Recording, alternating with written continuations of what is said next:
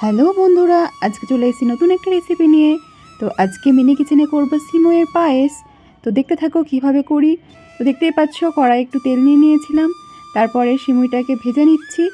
এরপর মিন্নি আমাকে অনেকটাই হেল্প করবে। তো দেখবে ও আস্তে আস্তে সব ইনগ্রিডিয়েন্টসগুলো এর মধ্যে দিয়ে দেবে। তো সিমইটাকে আমি ভালো করে একটু ভেজে টেজে নিচ্ছি নেড়ে চেড়ে। তো এরপর দিয়ে দেব পরিমাণ মতো দুধ। তো দেখতেই পাচ্ছ, দুধটা আমার আগে থেকেই জাল দেওয়া ছিল। তো কড়াই দিয়ে দিচ্ছি 3 চামচ মতো দুধ। এইবার এর মধ্যে দিয়ে দেব কাজু এবং কিশমিশ। তো তোমরা চাইলে দিতেও পারো, নাও দিতে পারো, দিলে অবশ্যই ভালো লাগবে।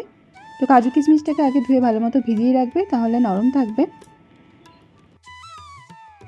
তো চলো এটাকে ভালো মতো একটু ফুটিয়ে ফুটিয়ে রান্না করে নিই। তো বেশ খানিকক্ষণ হয়ে যাওয়ার পর এর সাথে অ্যাড করে দেব পরিমাণ মতো মিষ্টি।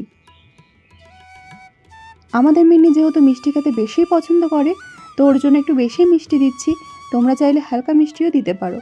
তো দেখো, এখানে 2-3 চামচ মতো দিয়ে দিচ্ছি চিনি। তো তারপরে একটু নেড়ে চেড়ে নামিয়ে নেব। ব্যাস হয়ে গেল সিমইয়ের পায়েস। খেতে কিন্তু অসাধারণ টেস্ট। তো চলো, খাওয়ার শেষে মিন্নি এখানে তোমাদের রিভিউটা দিয়ে দিচ্ছে। তো চলো দেখে নাও।